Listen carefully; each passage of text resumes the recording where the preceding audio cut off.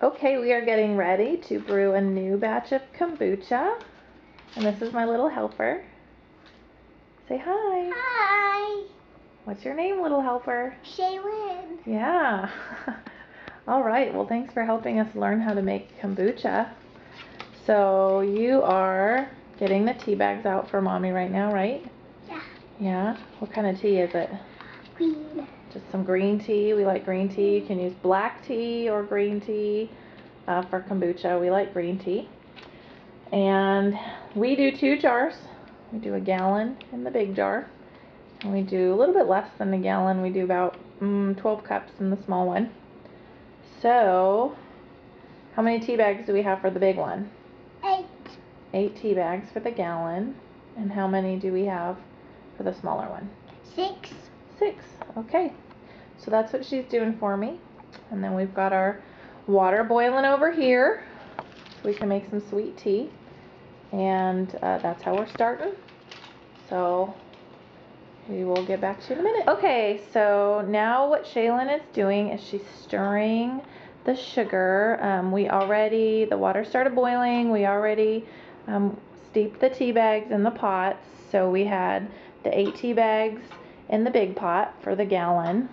And we had the 6 tea bags in the smaller one. That's going to be for the smaller batch, which is about 3/4 of a gallon. And the tea bag steeped in there for about 5 to 10 minutes. We did 10 minutes. And then it's time to put the sugar in. So we had 1 cup of sugar for the gallon, and about 3/4 cup of sugar for the smaller batch. So now she's stirring it in there. So we have our sweet tea done. And then that's going to sit and just cool off for a couple hours. And then what we're going to do after it cools off is come over here and pour it in our jars. And the jars already have some water in it. That's kind of my shortcut. There's obviously not a gallon of water in that pot over there, and there's not 12 cups in that one right there. To make it easier, I just half and half it, so I have about 8 cups of water in that pot, and then the other 8 cups in that, and likewise I've got about 6 cups of water in there and 6 cups in there, so that makes it a little bit easier and faster. Okay, so here are my jars now filled up with the tea.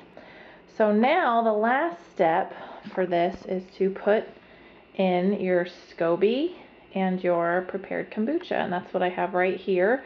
This was sitting in the fridge for a day or two from my last batch, but I've got my SCOBY in there. Sorry, it's a little blurry here on my video. Sitting in some prepared kombucha. So the last time I did this, let's see, I put in these 2 SCOBYs, and it grew this nice one right here.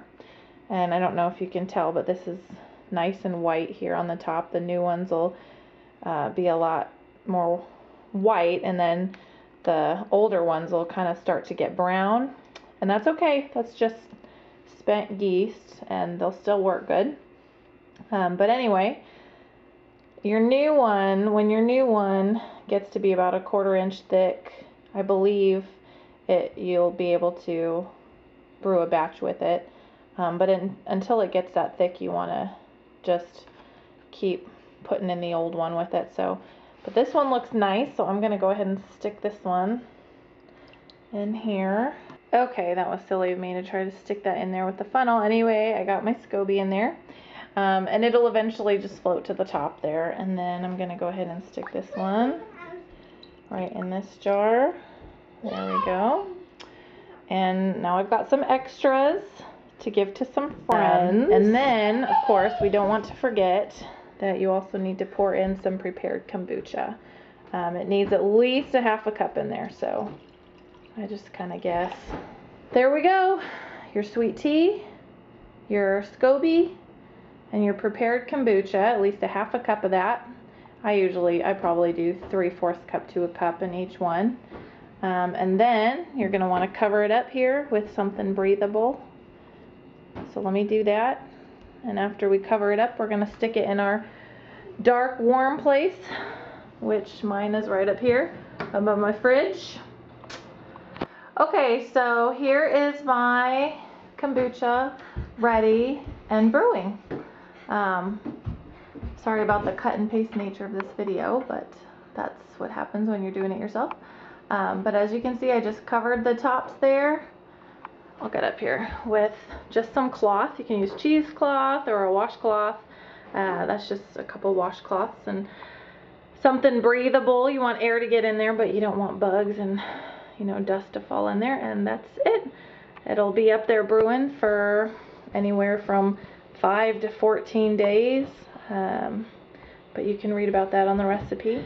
I just wanted to give you a tutorial of how to do it. So this is going to be first stage fermentation. So in about a week I'll probably bottle these, and then I'll go on to second stage fermentation, and I can show you that in a different video, but basically I can show you because that's what I've got going on up here is second stage fermentation. There you go. Call it my Missouri moonshine. Hope that helps.